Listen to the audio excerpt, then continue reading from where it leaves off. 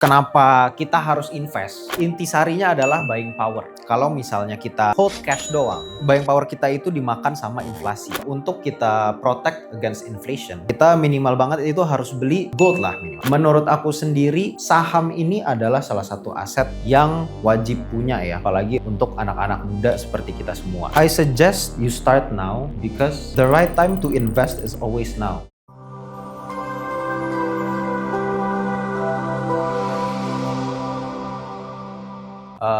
Aku Emir Parengkuan, mulai nyemplung di capital market itu dari 2021 akhir, itu waktu itu lagi di pucuk Covid, dan waktu itu kerjaan aku pertama adalah di Sukor Sekuritas sebagai financial educator.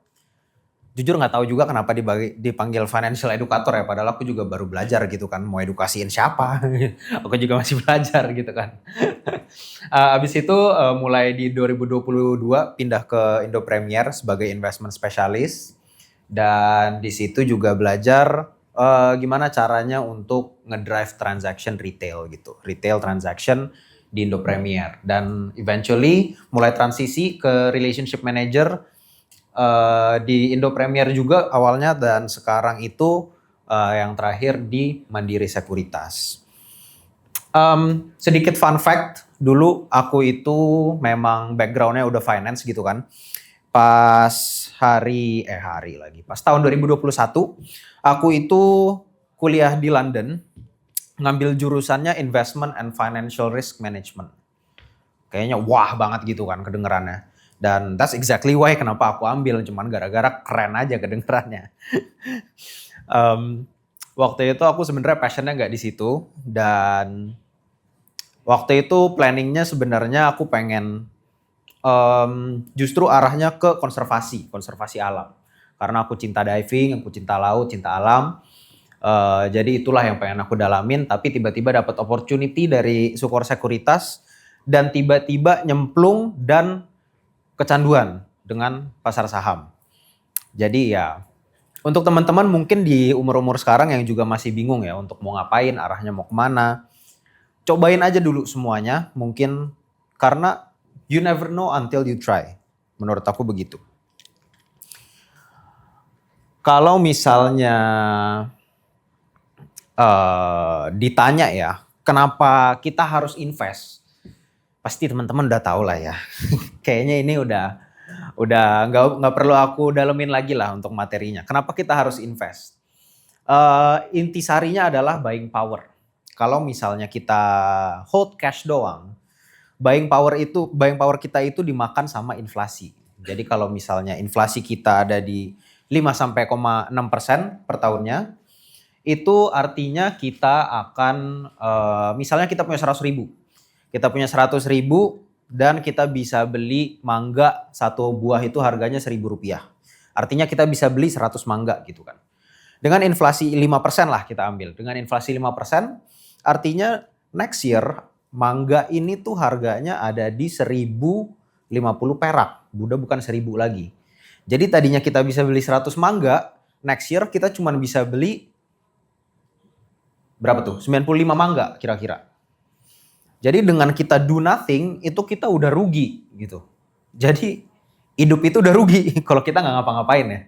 Kita cuma simpen cash aja udah rugi. Minimal banget nih ya. Kalau teman-teman untuk kita protect against inflation, kita minimal banget itu harus beli gold lah minimal. Gold itu ada di biasanya 5-6%, dan ini sering dianggap sebagai safe haven asset. Dulu biasanya gold sama US dollar lah ya, karena mereka itu value-nya selalu appreciating, mereka hampir nggak pernah depreciating, kecuali untuk sekarang mungkin yang US dollar lebih sedikit melemah gitu dibanding gold. Sedangkan kalau kita bandingin sama return rata-rata IHSG di per tahunnya ada di 12%. Ini maksudnya kalau kita nganggap kita beli portfolio, kita bikin portfolio dengan saham-saham yang ada di IHSG, blue chip dengan weighting yang sama, kita bobotnya sama, dan kita kumpulkan jadi satu portfolio, itu biasanya pertumbuhannya on average annualnya itu di 12%. Jadi kalau kita forecast ke depannya ke 10 tahun ke depan, dengan kita hold cash itu kita udah pasti boncos. Dengan kita hold gold itu kalau apalagi kalau kayak sekarang ya, justru sekarang mah kalau kita hold gold kita cuan cuan berat gitu, kaya raya kita.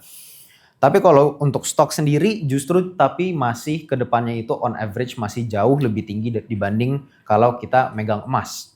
That's why menurut aku sendiri saham ini adalah salah satu aset yang wajib punya ya. Kalau misalnya apalagi untuk anak-anak muda seperti kita semua.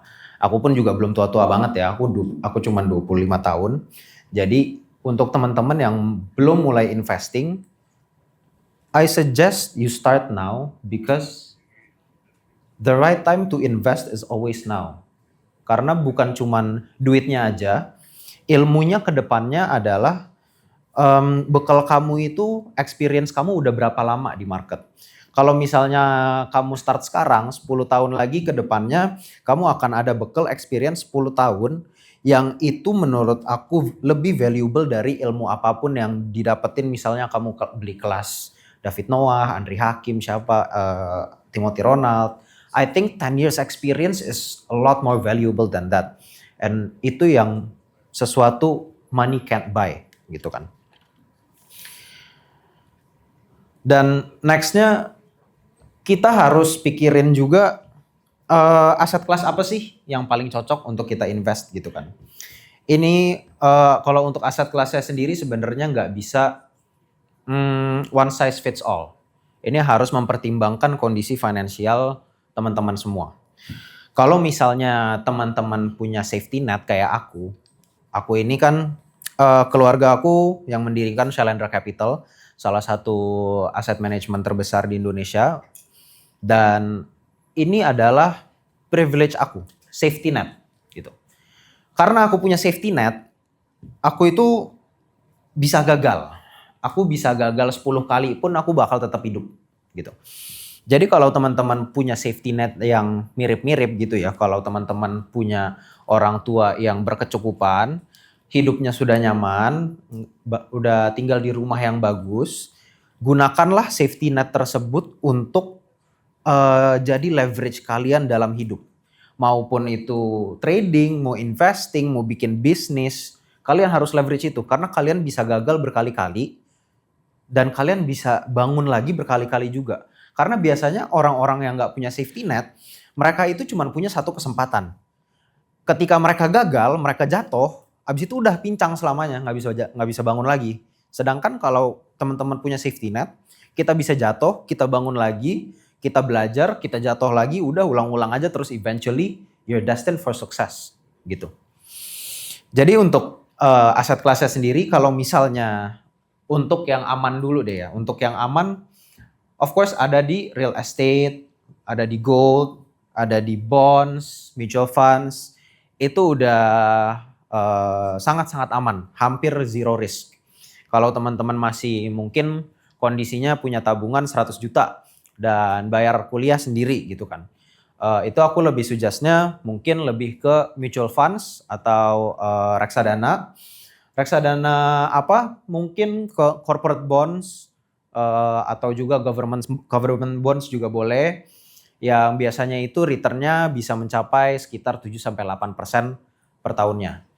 Jadi udah minimal banget harus mengalahin inflasi. Karena inflasi itu setiap tahunnya tadi kan ada di 5% ya. Jadi anything below 5% itu gak worth it untuk diambil. Kalau misalnya kayak deposito gitu biasanya kan juga paling berapa sih? Cuma 3%, 4% gitu kan. Deposito udah duitnya nganggur doang, gak menghasilkan lagi gitu. Udah rugi waktu, rugi duit juga gitu.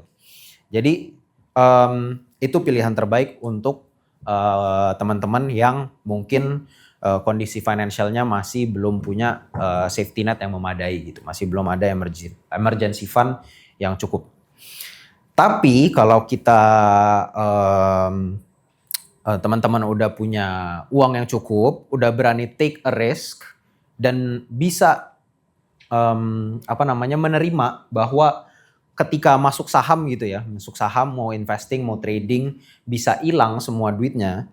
Kalau kamu udah siap itu, hajarlah baru untuk masuk di pasar saham Indonesia, IHSG. Lalu pertanyaan kedua, waktu. Kalian kan ini kan masih kuliah ya. Jadi udah pasti nggak mungkin 100% waktu kalian itu didedikasikan untuk trading. Kecuali kalian mau drop out gitu. Tiba-tiba emang udah passionnya di trading gitu kan. Boleh-boleh aja. Dan sejujurnya juga ya kemarin pun aku juga baru kirim surat resign ke Mandiri Sekuritas. Pak, gue mau resign gitu. Gue mau full time trading aja gitu.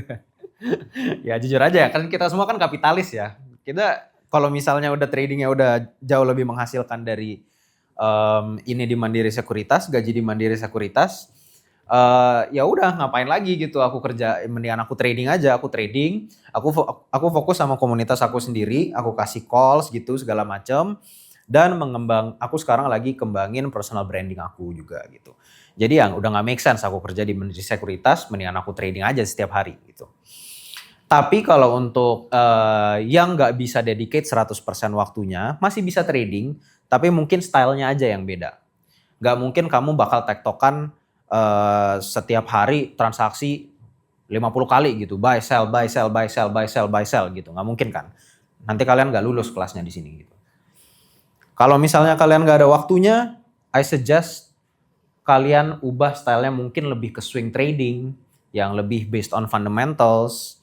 Dan ini juga mungkin gayanya agak-agak lebih mirip ke investing. Karena holding periodnya itu akan lebih lama ya. Jauh lebih lama dibandingkan trading. Kalau misalnya aku sendiri, aku itu stylenya momentum trading / swing trading. Jadi mungkin holding periodnya di sekitar kira-kira ya beda-beda sih ya. Mungkin ada yang cuma sehari 2 hari. Ada juga kalau misalnya yang narasinya bagus bisa aku hold sampai 1 bulan, 2 bulan. Dan itu dalam kamus aku sebulan 2 bulan itu udah waktu yang sangat-sangat lama banget gitu.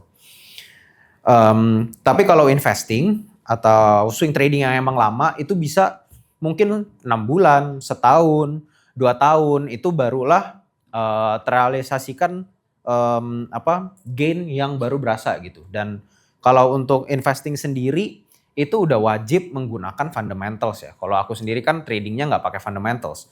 Aku pakai data-data pasar kayak bid offer, Broksum, technical analysis, price action, volume segala macam. Dan itu nggak mementingkan fundamentals karena ini teorinya adalah money flow, di mana ada duit mengalir, di sanalah aku berada gitu kan. Jadi aku ngikut pausnya aja. Pausnya beli apa, aku ikut hajar gitu. Mereka mau berenang kemana, aku ikut berenang ke sana. Mereka keluar tiba-tiba kelelep ya, aku jangan ikut kelelep dong, aku keluar gitu. Nah, kalau investing jauh lebih santai. Jauh lebih santai, kamu mau pelajarin kondisi keuangannya seperti apa, projectionnya seperti 5 tahun, 10 tahun ke depan itu kayak gimana. Dan kalau misalnya memang lebih cocok ya silahkan investing begitu. Dan itu udah termasuk yang ketiga tadi ya untuk tools ya. Nah untuk trading dan investing perbedaannya ini udah pasti yang tadi aku bilang di time. Yang kedua paling penting adalah risknya. Kalau teman-teman dari awal itu udah fokusnya adalah ke cuannya, sorry to say, I don't think you will make it in the capital market gitu. Kalau misalnya kamu cuan oriented dibandingkan proses oriented, kamu itu sangat-sangat rentan untuk menjadi greedy. Menjadi greedy, menjadi overconfident dan sebaliknya. Bisa jadi over pessimistic, udah bisa jadi over fearful. Itu adalah dua extreme spektrum yang berbeda gitu kan. Dan ini stems from being cuan oriented. Kalau kamu fokus aja sama prosesnya, sama gimana sih cara milih saham yang benar gitu kan. Gimana cara analisa saham yang undervalued. Fokus ke itunya aja, jangan fokus ke duitnya. Kalau kamu fokusnya seperti itu, aku berani jamin kamu akan jauh lebih successful. Dan mungkin ini sedikit tips dari aku juga ya. Aku sendiri trading sekarang aku udah nggak pernah liatin cuan aku itu berapa secara nominal. Aku selalu liatinnya cuman secara persennya itu berapa. Aku cuman fokus sama persennya aja. Nominalnya bodo amat, jangan diliatin gitu. Karena ketika kita udah ngelihat nominalnya, itu udah pasti kita menghubungkan nominal tersebut ke barang-barang material. Misalnya aku ada cuan atau loss deh. Aku ada loss 100 juta gitu. Aku loss 100 juta pasti langsung menghubung-hubungkan kan. Anjir 100 juta ini gue bisa beli tas, bisa beli game, bisa beli apa, bisa dapat mobil second mungkin gitu kan. Gila juga gue sehari loss 100 juta gitu. Tapi kalau misalnya I think in terms of 100 juta gue loss 100 juta. Tapi kalau misalnya porto gue itu 10M, artinya 100 juta kan cuma 1% dari porto gue gitu. I don't think 1% itu besar. Kalau misalnya cuan loss 1% itu bisa sangat-sangat mudah dibalikin di hari yang sama gitu. Jadi always think in terms of percentage when it comes to risk ya. Dan untuk liquidity dan strategic liquidity fit ini, karena kita waktunya udah nggak banyak lagi, mungkin aku nggak akan jelasin terlalu banyak lah. Nah, ini mungkin aku mau jelasin dulu kalau misalnya kan aku lebih ke trading ya, kayak yang tadi aku bilang aku lebih ke trading. Aku pengen jelasin sedikit untuk gimana caranya aku nemuin saham-saham yang bagus, yang ada isinya, yang rame, dan alhamdulillah sampai sekarang menghasilkan gitu. Kalau tadi IHSG itu 150% dalam 10 tahun, alhamdulillah di tahun kemarin itu aku menghasilkan return yang sama dalam 1 tahun gitu. Dan ini sebenarnya ilmu-ilmu jalanan ya. Ini aku kalau misalnya baca-baca di buku gitu ya ada sih sedikit-sedikit. Cuma mostly ini adalah ilmu jalanan yang aku pakai. Yang pertama, analisa narasi gitu. Narasi ini adalah salah satu yang paling penting. Kalau kita milih saham tanpa ada narasinya, misalnya nggak ada end goal-nya ya untuk emiten tersebut ya, itu akan sangat-sangat susah untuk saham tersebut bisa naiknya gila-gilaan, ratusan persen dan bahkan mungkin lebih gitu. Dan analisa narasi ini, pertama kita harus lihat dulu price action dan volume-nya seperti apa. Price action dan volume ini udah termasuk technical. Misalnya kalau saham naik, tiba-tiba dia naik kenceng, tapi volumenya nggak ada. Biasanya itu tanda-tanda bahwa naiknya nggak sehat gitu. Dan sebaliknya, kalau misalnya tiba-tiba sahamnya turun kenceng, tapi volumenya gede juga, nah itu juga tanda-tanda nggak sehat gitu. Kalau misalnya biasanya kan kalau technical analysis ini selalu dikaitkan sama pattern-pattern gitu ya, bullish triangle lah, apa segala macam, double bottom, cup and handle. Kalau aku sendiri aku cuman pakai satu pattern, dan satu pattern ini aku temuin di bukunya Mark Minervini. Namanya Think and Trade Like a Champion. Dan pattern ini adalah volatility contraction pattern. Dan menurut aku sejauh ini ya, karena memang di Indonesia ini sahamnya relatif dikit dibandingin sama US. Kalau di US itu bisa kayak belasan ribu, sedangkan di IHSG itu cuma ada sekitar 880 saham. Jadi kira-kira aku tuh udah setiap hari aku ngeliatin chart, kira-kira aku udah tahu lah seperti apa chartnya di setiap saham. Dan ketika aku menemukan ada saham yang membuat volatility contraction pattern ini, dan sahamnya berhasil naik, breakout dengan lonjakan volume juga, biasanya aku nggak ragu-ragu, langsung hajar aja gitu. Langsung hajar, biasanya dia langsung momentum dan untuk volatility contraction pattern ini tersebut. Lalu untuk screening gitu. Kalau screening ini sebenarnya bisa panjang banget ya. Ini tergantung strategi teman-teman lagi. Tapi biasanya aku pakai third party app namanya NeoBDM. Bisa teman-teman cek itu neobdm.tech. Itu murah banget aplikasinya, kalau nggak salah cuman sebulan itu 20.000 atau berapa ya, dan setahunnya kalau nggak salah kayak 200.000, basically free. Itu cuman bantu developernya untuk iniin servernya doang biar servernya running terus.